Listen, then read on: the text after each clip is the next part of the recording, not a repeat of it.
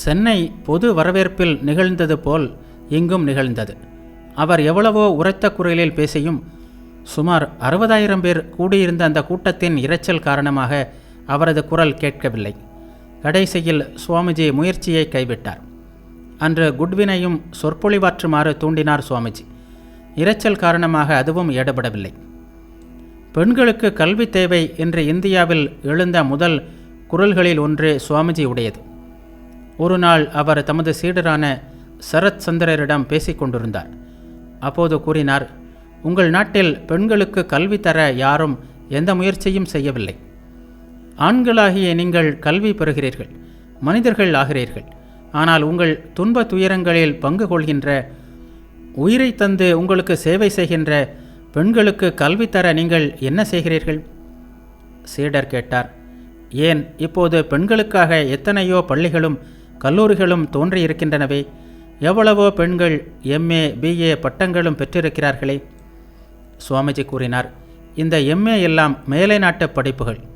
எத்தனை பள்ளிகள் உங்களுடைய தர்மசாஸ்திரங்களின் வழியில், தேசிய நீரோட்டத்தின் வழியில் உள்ளன. பரிதாபம், அத்தகைய தேசிய கல்வி ஆண்களுக்கே பெரிதாக ஒன்றும் கிடைக்கவில்லை. பெண்களை பற்றி சொல்ல என்ன இருக்கிறது? இவ்வாறு கூறினார். ஆனால் இத்தகைய கல்வி அளிப்பதற்கான ஒரு முயற்சி மேற்கொள்ளப்படுகிறது, அதுவும் கல்கத்தாவிலேயே என்று கேள்விப்பட்ட போது சுவாமிஜி மிகவும் மகிழ்ந்தார். தபஸ்வினி மாதாஜி என்ற சந்நியாசினி ஒருவர் மகாகாளி பாடசாலை என்ற பெயரில் அதனை நடத்தி வந்தார். சுவாமிஜி சரத் சந்திரருடன் அந்த பள்ளிக்கு சென்றார். சுவாமிஜி சென்றதும் 3-4 பேர் சுவாமிஜியை வரவேற்று மாடிக்கு அழைத்து சென்றார்கள். அங்கே தபஸ்வினி மாதாஜி நின்றிருந்தார். சுவாமிஜியை கண்டதும் வரவேற்று ஓர் அறைக்கு அழைத்து சென்றார். அங்கே கூடியிருந்த பெண்கள் எல்லோரும் எழுந்து நின்று அவரை வணங்கி வரவேற்றார்கள். மாதாஜி கூறியதும் எல்லோரும் சிவபெருமானை பற்றிய சமஸ்கிருத ஸ்லோகம் ஒன்றை இசையுடன் பாடினர். அதன் பின் தங்களுக்கு கற்பிக்கப்பட்டிருக்கும் வழிபாட்டு முறைகளை செய்து காட்டினர். இவற்றை மகிழ்ச்சியோடும் உற்சாகத்தோடும் பார்த்த பிறகு சுவாமிஜி மற்ற வகுப்புகளை பார்க்க சென்றார். அதன் பிறகு மாதாஜி ஒரு குறிப்பிட்ட பெண்ணிடம் காளிதாசரின் ரகுவம்சம் என்னும் சமஸ்கிருத காவியத்தில் உள்ள 3ஆம் அத்தியாயத்தின் முதல் செய்யுளை குறிப்பிட்டு அதை விளக்கும்படி கூறினார். அந்த விளக்கத்தை கேட்ட சுவாமிஜி, தபஸ்வினி மாதாஜி பெண்களிடையே கல்வியை பரப்ப எடுத்துக்கொள்ளும் விடாமுயற்சிகளுக்கும் நல்ல முறைகளுக்கும் மிகுந்த பாராட்டுதல்களை தெரிவித்தார். அப்போது மாதாஜி மிகுந்த பணிவுடன், நான் என் மாணவிகளுக்கு சேவை செய்யும்போது அவர்களை சாட்சாத் தேவியாக எண்ணியே செய்கிறேன். புகழோ வேறெதையுமோ விரும்பி நான் இந்த பள்ளியை ஆரம்பிக்கவில்லை என்றார். அங்கிருந்து மிக்க மகிழ்ச்சியுடன் மடத்திற்கு திரும்பினார் சுவாமிஜி. மேக்ஸ்முல்லர் வெளியிட்டிருந்த ரிக்வேதம் முதல் பகுதி வெளியாகி இருந்தது. அதை ஒரு பணக்காரரின் வீட்டிலிருந்து கொண்டு வந்திருந்தார்கள்.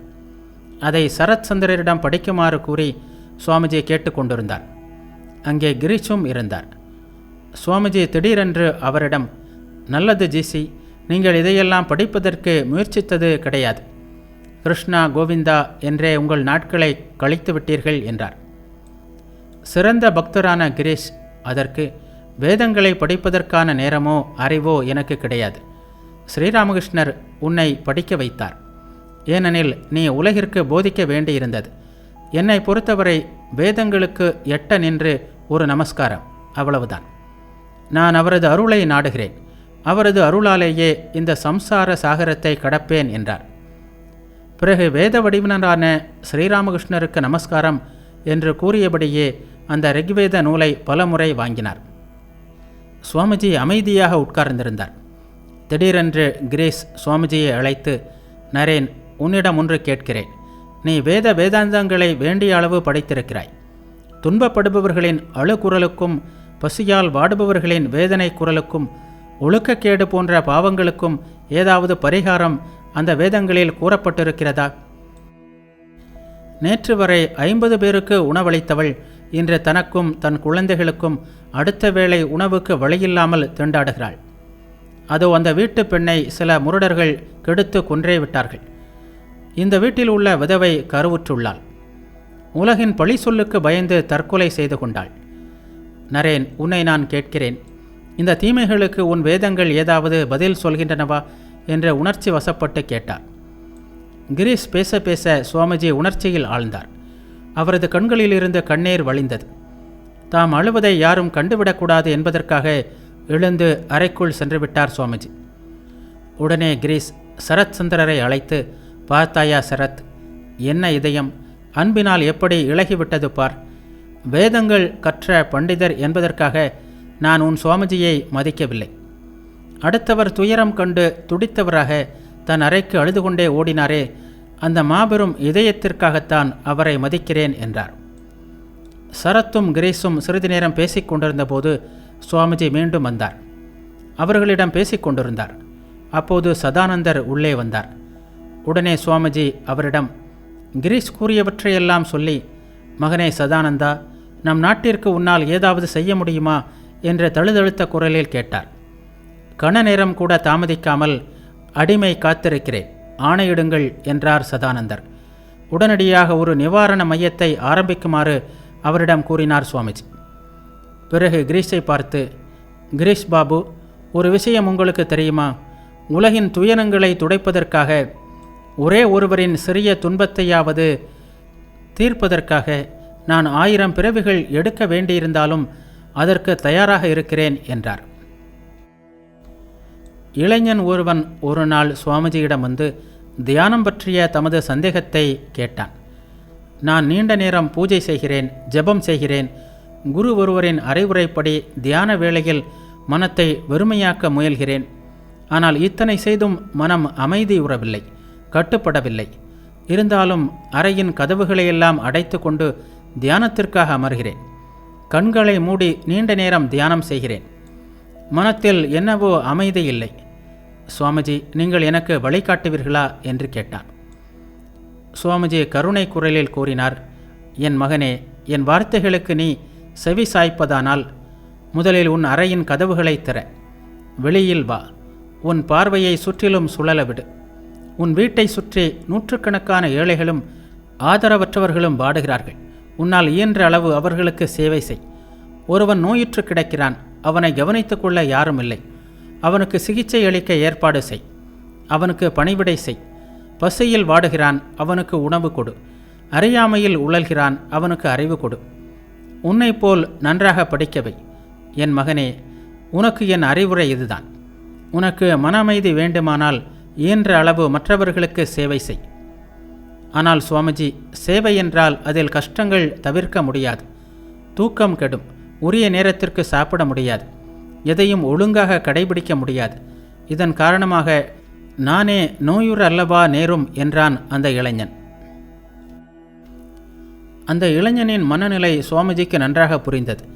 இதன் பிறகும் அவனுடன் பேச்சை தொடர அவர் விரும்பவில்லை. எனவே, இளைஞனே, உன் வார்த்தைகளிலிருந்து எனக்கு மட்டுமல்ல, இங்கிருக்கின்ற அனைவருக்கும் ஒன்று புரிகிறது. உன்னை போன்றவர்கள் சொந்த சுகத்தை நாடுபவர்கள், அதிலேயே கண்ணும் கருத்துமாக இருப்பவர்கள். தங்கள் உயிரை துச்சமாக மதித்து பிறருக்கு சேவை செய்ய உங்களால் முடியாது என்று நறுக்கென்று கூறி விஷயத்தை அத்துடன் முடித்துவிட்டார். ஒருமுறை பிராணாயாமம் பற்றி கேட்க வேண்டும் என்று சிலர் சுவாமிஜியிடம் வந்திருந்தனர்.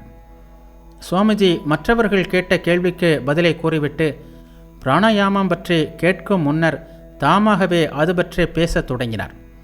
அப்போது பிற்பகல் 3 மணி, தொடர்ந்து இரவு 7 மணி வரை பேசினார். கேட்டவர்கள் பிரமித்து நின்றார்கள். தாங்கள் கேட்காமலேயே அவரால் எப்படி தங்கள் சந்தேகங்களை அறிந்து பதிலளிக்க முடிந்தது என்று சீடர் ஒருவர் கேட்டபோது, இத்தகைய நிகழ்ச்சிகள் பல முறை மேலை நாடுகளில் நடந்துள்ளன. மக்கள் மிகுந்த ஆச்சரியத்துடன் என்னிடம் அது பற்றி கேட்டுள்ளார்கள் என்றார் சுவாமிஜி. அன்று சுவாமிஜி பேசியதிலிருந்து அவர் தமது ராஜயோகம் என்ற நூலில் தந்துள்ளது அவர் அறிந்ததிலிருந்து ஓர் அம்சம் மட்டுமே என்பதை அனைவரும் புரிந்து கொண்டனர். அது மட்டுமல்ல, அவரது அறிவு நூலறிவு அல்ல, அனுபவ அறிவு என்பது அனைவருக்கும் புலப்பட்டது. நரேன் பிறவியிலேயே தியான சித்தன் என்றல்லவா குருதேவர் கூறியிருந்தார். பிறர் எண்ணத்தை அறிந்து கொள்வது, முற்பிறவி, சித்திகள் பற்றி பேச்சு தொடர்ந்தது. கூட்டத்தில் ஒருவர் சுவாமிஜியிடம், உங்கள் முற்பிறவிகள் பற்றி உங்களுக்கு தெரியுமா என்று கேட்டார். ஆம், தெரியும் என்றார் சுவாமிஜி. அங்கு ஓர் ஆழ்ந்த மௌனம் நிலவியது. அவை பற்றி சொல்லுங்களேன் என்று கேட்டதற்கு அவர், என் முற்பிறவிகளை என்னால் அறிய முடியும், அறியவும் செய்கிறேன். ஆனால் அவை பற்றி எதுவும் கூற விரும்பவில்லை என்று கூறிவிட்டார். சென்னையில் சுவாமிஜி தங்கியிருந்தபோது சில ஆவிகள் அவரிடம் வந்து தங்களுக்கு நற்கதி அளிக்குமாறு கேட்டுக்கொண்டது பற்றி ஏற்கனவே கண்டோம். கோபால் லாலின் தோட்ட வீட்டில் தங்கியிருந்த போதும் அத்தகைய நிகழ்ச்சி ஒன்று நடைபெற்றது. அப்போது அவர் சுவாமி பிரேமானந்தருடன் அமர்ந்து பேசிக் கொண்டிருந்தார். திடீரென்று பிரேமானந்தரிடம், பாபுராம், நீ இப்போது எதையாவது கண்டாயா என்று கேட்டார். இல்லை என்று பிரேமானந்தர் கூறியதும், நான் ஒரு ஆவியை கண்டேன். அதன் கழுத்து அறுபட்டிருந்தது. கெஞ்சும் பார்வையுடன் தனக்கு கதி அருளுமாறு அது என்னிடம் கேட்டது என்றார் சுவாமிஜி. கூறிவிட்டு கைகளை தூக்கி அந்த ஆவிக்காக பிரார்த்தனை செய்து அதனை ஆசீர்வதித்தார். பிறகு விசாரித்தபோது உண்மை தெரிய வந்தது. அங்கே பல வருடங்களுக்கு முன்பு பிராமணன் ஒருவன் வாழ்ந்து வந்தான். அவன் பணம் கடனாக கொடுத்து கொள்ளை வட்டி வாங்கினான். இந்த வட்டி காரணமாக துன்பத்திற்கு உள்ளான ஒருவன் அந்த பிராமணனின் கழுத்தை வெட்டி கொன்றுவிட்டான். அலைந்து திரிந்த அவனது ஆவியையே சுவாமிஜி கண்டார். அமெரிக்கா மற்றும் சென்னையைப் போல் கல்கத்தாவிலும் சுவாமிஜியின் ஓய்வில்லாத வாழ்க்கை தொடர்ந்தது. சென்னைக்கு ஒருவரை அனுப்புவதாக தாம் சென்னை அன்பர்களுக்கு வாக்கு கொடுத்திருந்தது சுவாமிஜியின் மனதில் எழுந்து கொண்டே இருந்தது. அமெரிக்காவில் அவர் இருக்கும்போதும் தமது பணிகளை தொடர ஒருவர் வேண்டும் என்று தோன்றிய போது அவரது நினைவில் எழுந்த முதல் நபர் ராமகிருஷ்ணானந்தர். உடல்நிலை காரணமாக அவரால் அப்போது போக முடியவில்லை. இன்றும் சுவாமிஜியின் நினைவில் எழுந்த நபர் சுவாமி ராமகிருஷ்ணானந்தரை. ராமகிருஷ்ணானந்தர் அப்பொழுக்கில்லாத புனிதராக, துறவு சிம்மமாக திகழ்பவர். அதனுடன் சிறந்த சிந்தனையாளராகவும் இருந்தார். சமஸ்கிருதத்திலும் ஆங்கிலத்திலும் சிறந்த தேர்ச்சி பெற்றிருந்தார். ஆனால் அவர் எங்கும் வெளியில் செல்வதில்லை. அவரது வாழ்க்கை மடத்தில் குருதேவரின் பூஜையோடு பின்னி பிணைந்ததாக இருந்தது. அதிலிருந்து அவர் தம்மை பிரித்து பார்த்ததில்லை. அவர் சென்னைக்கு செல்ல சம்மதிப்பாரா? ஆனால் அவர் தம்மீது வைத்துள்ள அன்பு எள்ளளவும் குறைந்ததல்ல என்பது சுவாமிஜிக்கு தெரியும். சுவாமிஜியை குருவாகவே ராமகிருஷ்ணானந்தர் கண்டார். அதுவும் சுவாமிஜிக்கு தெரியும்.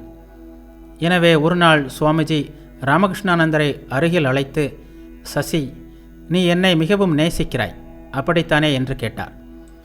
ஆம் என்று அவர் பதில் அளித்ததும் சுவாமிஜி, அப்படியானால் ஒன்று செய், நேராக சித்பூர் சந்திப்புக்கு போ.